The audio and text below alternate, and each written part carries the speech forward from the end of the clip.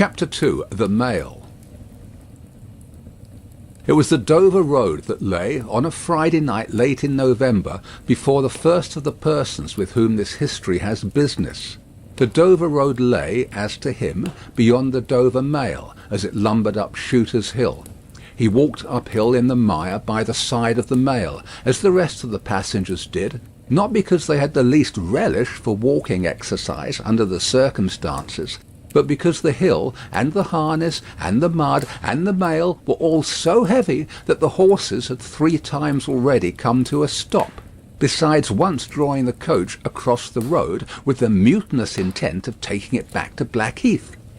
Reins and whip and coachman and guard, however, in combination, had read that article of war which forbade a purpose otherwise strongly in favour of the argument that some brute animals are endued with reason, and the team had capitulated and returned to their duty.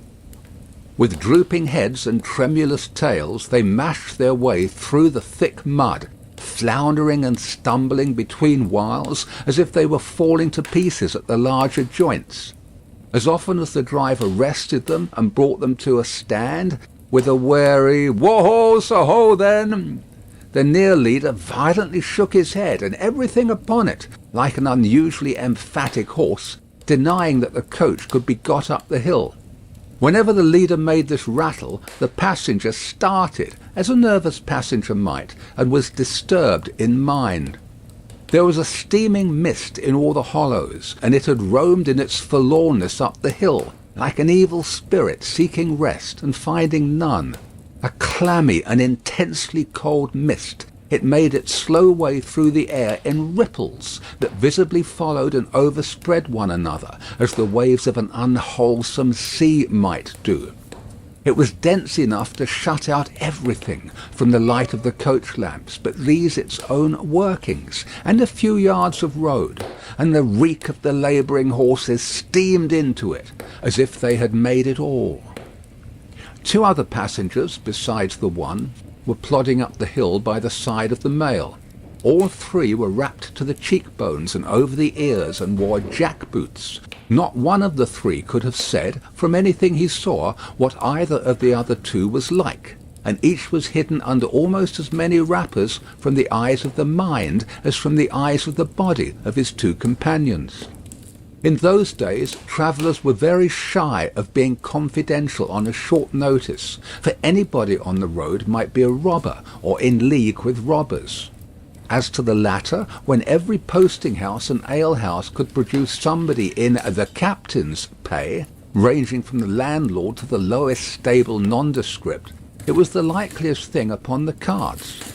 So the guard of the Dover Mail thought to himself that Friday night in November, 1775, lumbering up Shooter's Hill, as he stood on his own particular perch behind the mail, beating his feet and keeping an eye and a hand on the arm-chest before him, where a loaded blunderbuss lay at the top of 6 or 8 loaded horse-pistols, deposited on a substratum of cutlass. The Dover Mail was in its usual genial position, that the guards suspected the passengers suspected one another, and the guard. They all suspected everybody else, and the coachman was sure of nothing but the horses, as to which cattle he could with a clear conscience have taken his oath on the 2 testaments that they were not fit for the journey. "Whoa-ho," said the coachman. "So then, one more pull and you're at the top, and be damned to you, for I have had trouble enough to get you to it. Joe!" "Halloa," the guard replied. "What o'clock do you make it, Joe?" 10 minutes, good past 11. "My blood!" ejaculated the vexed coachman. "And not atop of Shooters yet. Yah! Get on with you." The emphatic horse, cut short by the whip in a most decided negative, made a decided scramble for it, and the 3 other horses followed suit. Once more the Dover Mail struggled on, with the jack-boots of its passengers squashing along by its side. They had stopped when the coach stopped, and they kept close company with it. If any one of the 3 had had the hardihood to propose to another to walk on a little ahead into the mist and darkness, he would have put himself in a fair way of getting shot instantly as a highwayman. The last burst carried the mail to the summit of the hill. The horses stopped to breathe again, and the guard got down to skid the wheel for the descent and open the coach door to let the passengers in. "Tst, Joe!" cried the coachman in a warning voice, looking down from his box. "What do you say, Tom?" They both listened. "I say a horse at a canter coming up, Joe." "I say a horse at a gallop, Tom," returned the guard, leaving his hold of the door and mounting nimbly to his place. "Gentlemen, in the King's name, all of you!" With this hurried adjuration he cocked his blunderbuss and stood on the offensive. The passenger booked by this history was on the coach step getting in. The two other passengers were close behind him and about to follow. He remained on the step, half in the coach and half out of. They remained in the road below him. They all looked from the coachman to the guard, and from the guard to the coachman, and listened. The coachman looked back, and the guard looked back, and even the emphatic leader pricked up his ears and looked back, without contradicting. The stillness consequent on the cessation of the rumbling and labouring of the coach, added to the stillness of the night, made it very quiet indeed. The panting of the horses communicated a tremulous motion to the coach, as if it were in a state of agitation. The hearts of the passengers beat loud enough perhaps to be heard, but at any rate the quiet pause was audibly expressive of people out of breath, and holding the breath, and having the pulses quickened by expectation. The sound of a horse at a gallop came fast and furiously up the hill. "So-ho!" the guard sang out as loud as he could roar. "You there! Stand! I shall fire!" The pace was suddenly checked, and with much splashing and floundering, a man's voice called from the mist, "Is that the Dover mail?" "Never you mind what it is," the guard retorted. "What are you?" "Is that the Dover mail?" "Why do you want to know?" "I want a passenger if it is." "What passenger?" "Mr. Jarvis Lorry." Our booked passenger showed in a moment that it was his name.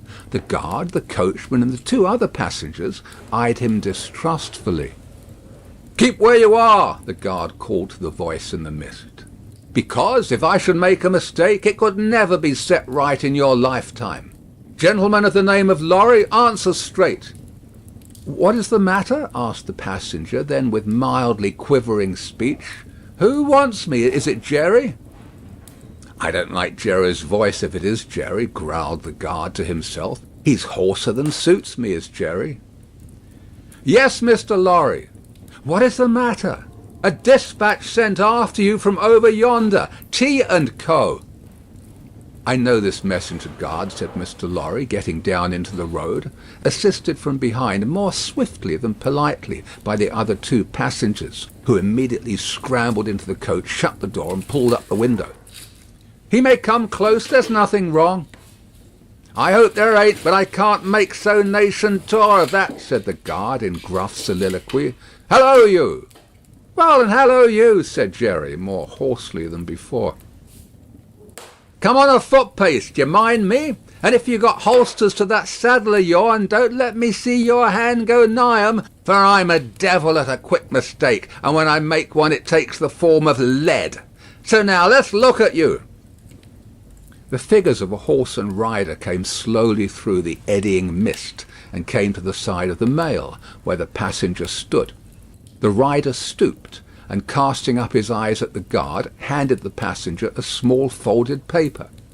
The rider's horse was blown, and both horse and rider were covered with mud, from the hoofs of the horse to the hat of the man. "Guard," said the passenger in a tone of quiet business confidence. The watchful guard, with his right hand at the stock of his raised blunderbuss, his left at the barrel, and his eye on the horseman, answered curtly, "Sir." "There is nothing to apprehend. I belong to Tellson's Bank. You must know Tellson's Bank in London. I am going to Paris on business. A crown to drink. I may read this?" "If so be as you're quick, sir." He opened it in the light of the coach lamp on that side, and read, first to himself and then aloud, "Wait at Dover for Mamselle." "It's not long, you see, guard. Jerry, say that my answer was recalled to life." Jerry started in his saddle. "That's a blazing strange answer too," said he, at his hoarsest. "Take that message back, and they will know that I received this, as well as if I wrote. Make the best of your way. Good night." With those words the passenger opened the coach door and got in, not at all assisted by his fellow passengers, who had expeditiously secreted their watches and purses in their boots, and were now making a general pretence of being asleep, with no more definite purpose than to escape the hazard of originating any other kind of action. The coach lumbered on again, with heavier wreaths of mist closing round it as it began the descent. The guard soon replaced his blunderbuss in his arm-chest, and, having looked at the rest of its contents, and having looked at the supplementary pistols that he wore in his belt, looked to a smaller chest beneath his seat, in which there were a few smith's tools, a couple of torches, and a tinder-box. For he was furnished with the completeness that if the coach lamps had been blown and stormed out, which did occasionally happen, he had only to shut himself up inside, keep the flint and steel sparks well off the straw, and get a light with tolerable safety and ease, if he were lucky, in 5 minutes. "Tom!" softly over the coach roof. "Hello, Joe. Did you hear the message?" "I did, Joe." "What did you make of it, Tom?" "Nothing at all, Joe." "That's a coincidence too," the guard mused, "for I made the same of it myself." Jerry, left alone in the mist and darkness, dismounted meanwhile, not only to ease his spent horse, but to wipe the mud from his face, and shake the wet out of his hat brim, which might be capable of holding about half a gallon. After standing with the bridle over his heavily splashed arm until the wheels of the mail were no longer within hearing, and the night was quite still again, he turned to walk down the hill. "After that there gallop from Temple Bar, old lady, I won't trust your forelegs till I get you on the level," said this hoarse messenger, glancing at his mare. "Recalled to life. That's a blazing strange message. Much of that wouldn't do for you, Jerry. I say, Jerry, you'd be in a blazing bad way if recalling to life was to come into fashion, Jerry."